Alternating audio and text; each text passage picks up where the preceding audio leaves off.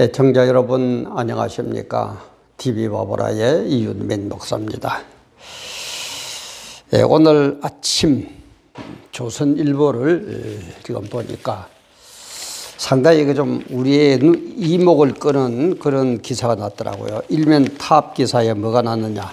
선거 공식 다 뒤집은 3S 대선 이런 식으로 또 나고 거기에 대한 해설 겸 내용들이 또 이렇게 나오고 두 개 면에 걸쳐서 크게 났더라고요. 제가 이걸 보면서 정말 이제는 대선도 제가 좀 촬영하는 지금 시각이 2022년 1월 10일 월요일 한 10시 좀 지난 그런 시각인데 이제 그러다 보니까는 대통령 선거도 뭐 한 두 달도 채 안 남은 그런 시점입니다. 그래 이걸 보면서 정말 참 세상은 많이 변해가고 있고 정말 우리가 정신 안 차리면은 정말 참 좀 세상 문자를 어느 귀신이 잡아가 버릴는지 모르는 그런 시대에 우리가 지금 살고 있지 않느냐. 이런 데에서도 우리 국민들이 취해야 될 자세, 특히 저는 또 목사니까 또 우리 교인들은 어떤 자세로 지금 이런 시대를 맞아야 될 거냐 하는 이런 생각이 들어서 제가 오늘 이런 제목을 한번 해봤습니다. 새로운 선거 전략은 재미와 의미다. 재미가 있어야 돼요. 첫째, 재미가 있다는 게 결국 소셜 미디어가 종이 신문보다 재미있다는 얘기고, 그죠? 그 다음에 스마일, 웃음이 나오게 하는 재미. 그 다음에 쇼트, 긴 거는 싫다는 거예요. 재미가 없다는 거예요. 재미 하나로 연결이 되겠죠. 재미로만 끝나면 너무 천박하거든요. 깊이 없거든요. 거기에 재미 속에 의미를 담는 것. 그 재미 속에서도 의미를 담는 것까지 나가야 되지 않을까. 그런 생각으로 새로운 선거 전략, 재미, 의미 이런 제목으로 같이 은혜를 나눠볼까 합니다. 아까 얘기했지만 촬영 시간 1월 10일 월요일 이고 이 자리가 앞서서 감사드릴 분이 또 두 분이 계시네요. 최민희 씨 감사하고요. 그리고 또 이름은 밝히지 않는데 시기 질투 이유 공감 이런 식으로 해가지고 또 협조를 해 주셨더라고요. 아마 지금 제가 오늘 하는 이게 390인데 388에 어제 요 앞에 했던 1월 5일 날 올렸던 그 정광훈 목사를 반대하는 딱 한 가지 이유, 그거는 우리가 시기 질투다. 천국에 가면 그것도 아무 필요 없는 선의 의지로 바뀐다. 아마 그게 공감을 받아가지고 한 그런 내용인 것 같아요. 어쨌든 최민희 씨와 시기 질투 이유 공감이라는 익명으로 보내주신 분에게 정말 감사를 드리고 또 제 자신도 좀 더 충실한 방송을 할 수 있도록 노력하는 계기를 삼고 그렇게 하겠습니다. 어쨌든 우리 목적 지향하는 거 그게 같다면은 그죠? 요만한 잘못 그런 거는 우리 서로 이해하고 물론 근본적으로 크게 잘못된 건 용서하면 안 됩니다. 그러나 우리 서로 이해하고 공유하고 그죠? 아는 분들에게 좀 많이 올려주고 댓글도 좀 많이 달아주고 그러면은 많은 힘이 되겠습니다. 이런 이제 선거 전략이 이런 식으로 나온 이유가 보니까 이재명 씨, 그 다음에 윤석열 씨, 근데 이재명 씨는 아무래도 40, 50대에 유리하다고 그럽니다. 조사를 해보면. 이제 윤석열 씨는 60대 이상. 그럼 요 중간에 우리가 흔히 말하는 MZ 시대, 그죠? 요게 이제 20대 내지 30대거든요. 부동표가 제일 많고, 모든 전문가들이 아마 MZ 시대가 2030 시대가 이번 대선을 좌우할 것이다. 이런 식으로 많이 나오거든요. 그러다 보니까는 이재명 씨는 40대, 50대는 됐다. 윤석열 씨는 60대 이상은 됐다. 그러면은 MZ 시대, G라고 발음하고 그러던데, MZ 시대에 우리는 어떻게 거기에 맞출 거냐. 아마 그러다 보니까 3S가 나온 것 같아요. 3S. 이 3S는 이제 소셜미디어의 속도전, 소셜미디어 S, 스마일, 재미, 웃음이 나오는 재미, 그 다음에 쇼트, 긴 거는 싫어. 짧아야 돼. short. 요 세 가지가 주된 내용이 돼가지고 이제 이쪽에다가 맞추는 것 같습니다.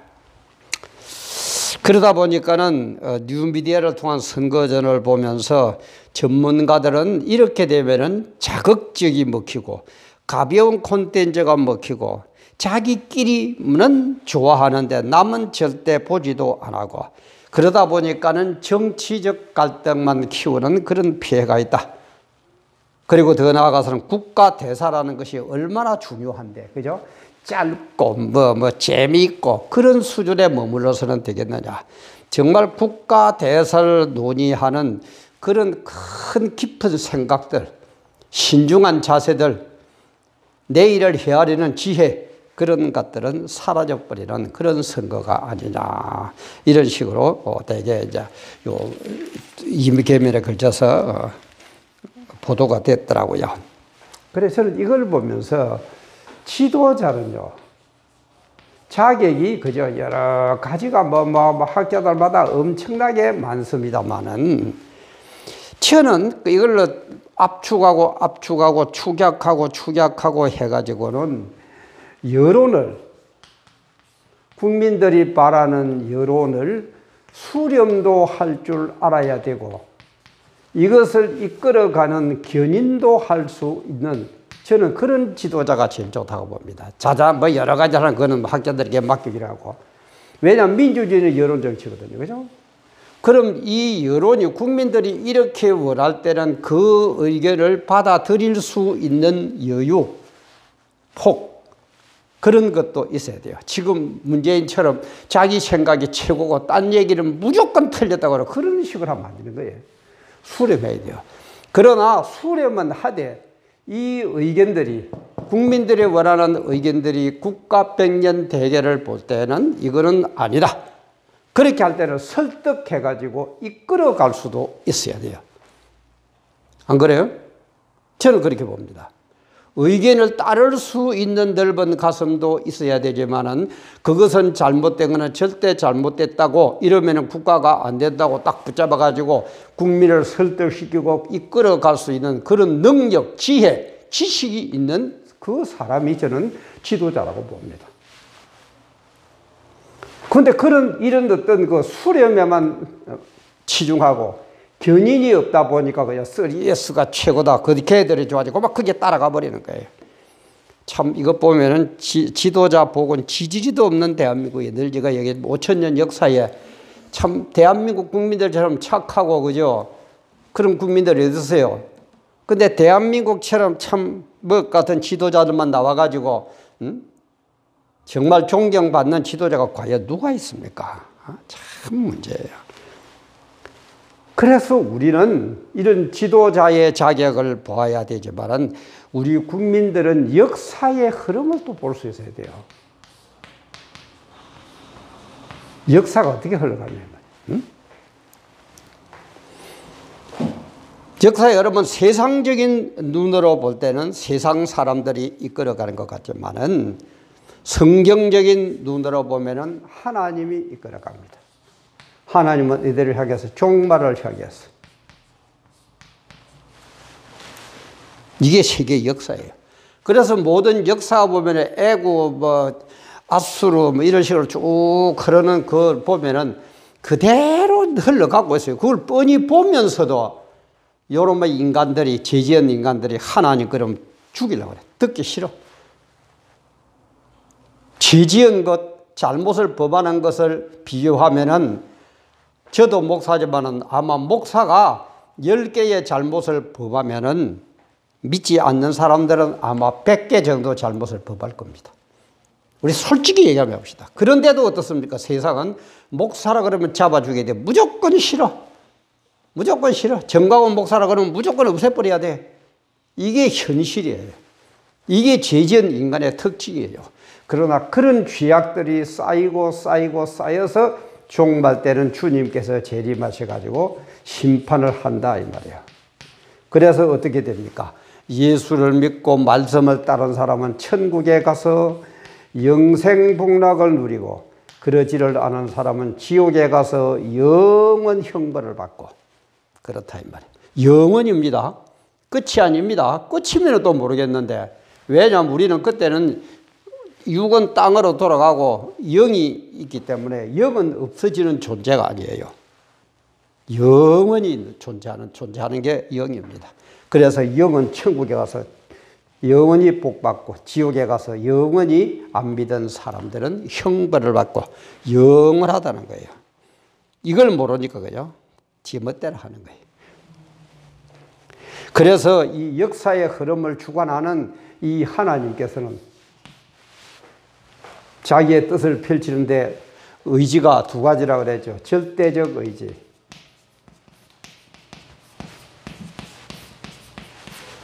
그 다음에 소원적 의지. 절대적 의지는 누가 뭐라 그래도 안 바꾸고 그대로 진행하는 겁니다. 이거는 우리가 백날 40일 금식이 아니라 100일, 1000일 금식을 해도 이건 안 돼요. 이거는 그대로 진행하고. 이게 뭡니까? 우리 죄 지은 사람은 반드시 죽는다. 죽음 문제. 그 다음에 얘기했지만은 심판날이 안 오도록 해 주십시오. 아무리 기대해도 이거는 안 됩니다. 절대적 의지이기 때문에. 그러나 이제 절대적 의지가 아닌 소원적인, 하나님이 이렇게 해주면 좋겠다는 소원적 의지는 우리의 기도를 들어주시는 겁니다. 그게 하나님이 그런 뜻을 갖고 역사를 진행하고 계신다 이 말이에요. 그러면은 우리는 이 종말을 향해 가는 이걸 알아야 돼요. 이걸 알아야 되는데 지금 한국 교회의 약 90% 정도가 종말을 취급을 안 한다고 그럽니다. 통계를 내보면은. 그 참 이상하죠. 결국 그 말은 재림, 심판, 천국, 지옥을 안 믿는다는 얘기예요. 믿으면 해야죠. 안 할 수가 있습니까? 목사가, 그죠? 잘 먹고 잘 살아라. 세상 사람들과 똑같이 그것만 하고 앉아있지. 이런 역사의 흐름이 이르게 되기 때문에 지금은 종말을 앞둔 시대에다 우리는 어떻게 신앙생활 해가지고 어떻게 하나님 앞에 서서 천국에 들어갈 수 있느냐, 이런 데 대한 얘기는, 왜냐면 딱딱하거든요. 고난이 오거든요. 힘들거든요. 그럼 막 교인들이 듣기 싫어. 교인들이 안 와. 하나님 말씀 전하는데 싫다고 안 오는 그게 교인입니까? 가짜지. 그래서 알곡과 쭉쭉이를 종말 때 가면 가루잖아요. 쭉쭉이 그 교인 아닙니다. 우선 볼 때는 쫓아다니니까는 뭐 어쩌고 저쩌고 하지만은 알곡과 쭉이 똑같은 그 기죽에서 가르는 거예요. 그게 종말의 그 심판이에요. 좀 바로 알아요. 그래서 안 하는 이유를 가만히 보면은 그런 것 같아요. 우리 지금 이 개신교 쪽에서는 아무래도 루터하고 칼빈하고, 그죠? 참 이 두 분 그러면은 막 그냥 신이라고 하지는 않지만 막 그냥 막 신적으로 모시듯이 아주 위대한 분으로 모시거든요. 물론 위대한 분임에는 틀림이 없습니다. 그거는 우리가 분명히 인정해야 됩니다. 그러나 이분들은 역시 사람이다 보니까 좋은 점도 옳은 점도 있지만은 잘못된 점도 있어요. 우리보다는, 저 같은 인간보다는 천배, 만배, 억만배 영리하고 똑똑했지만은 그래도 완전하게 100% 다 알지는 못했단 말이에요. 그래서 계시록을 풀려다 보니까는 루트는 아이고 나는 모르겠다. 그냥 모르겠다 그러면은 대학자의 체면에 손상이 되니까 뭐라고 표현하느냐. 계시록에 나오는 낱말 숫자만큼 수수께끼로 가득 차 있다. 그래서 모르는 거예요. 표현도 멋지게 하죠. 그죠?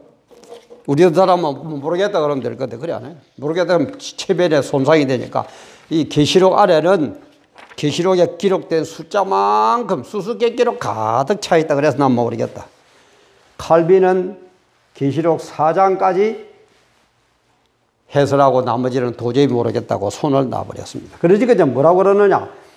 루트도 모르고 칼빈도 모르는 계시록을 니까짓게 감히 왜 손을 대는, 네가 뭔데, 너 이단이다, 이런 식으로 나오는 게 한국의 개신교의 흐름인 것 같아요. 대부분의 생각인 것 같아요. 그래 맞습니다. 루트하고 칼빈보다도 못한 거는 훨씬 못한 목사이면 틀림없습니다. 거기까지는 맞습니다. 그러나 계시록을 푸는 키 포인트는 뭐라고요? 어느 때 무슨 징조 요 두 개를 알아야 됩니다. 제가 이걸 여러 번 얘기했죠. 이는 천번만 번 강조해도 괜찮은 얘기. 어느 때 무슨 징조 0, 무슨 징조 6, 어느 때 무슨 징조. 지금 1500여 년 전에 루터 칼빈 시대에는 징조가 안 나타났어요. 그때에는 징조가 안 나타났어요. 못 푸는 거예요. 칼빈 안 풀리는 거예요. 계시록이. 그러나 지금은 때와 징조가 되어 있기 때문에 종말의 때와 징조가 되어 있기 때문에 이제는 얼마든지 풀 수가 있습니다. 그걸 뭐라고요? 계시의 점진성 그러죠. 그죠? 계시의 점진성. 신학교 때 배웠을 겁니다. 늘 얘기하면 뭔가를 좀 전체적으로 뚝 한번 뚫어보세요. 원리대로. 내 멋대로 생각하지 말고 성경의 원리가 어떻게 될까 쭉 한번 훑어보세요.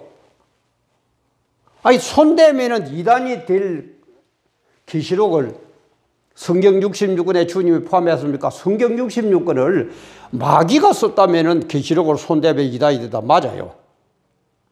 그럼 계시록은 누가 썼습니까? 하나님이 쓴 거잖아요. 하나님이 얘기한 걸 요한이 받아가 쓴 거잖아요. 그죠? 그러면은 하나님께서 우리를 이단으로 하려고 천국 못 가고 지옥으로 잡아넣을 이단으로 하려고 계시록을 성경 66권에 넣었겠습니까? 어째 그 목사들이 진짜 참 나 만날 얘기하면 정말 목사님들 참 좀 우리 정신 좀 차립시다. 진짜 모르면 좀 보고 그 자꾸 높은 자리에 올라가려고 뭐 그러고 뭐 돈 좀 생기는 데 가서 이 기웃거리고 이쁜 여자 있으면 가서 침 흘리고 좀 거짓하지 말고 정말 하나님의 뜻이 뭔가 우리 좀 깨닫는 데 집중합시다. 초점을 거기에 좀 맞춥시다. 이런 원리를 모르니까 그만 계시록만 손만 대면은 지가 다니던 저는 구신측에서 쭉 신앙생활을 하고 뭐 거기에서 막 기록도 그쪽에서 하고 막 그랬습니다만은 지가 그 부산에 그 교회 어느 교회 하면은 고신에서는 알아주는 교회입니다.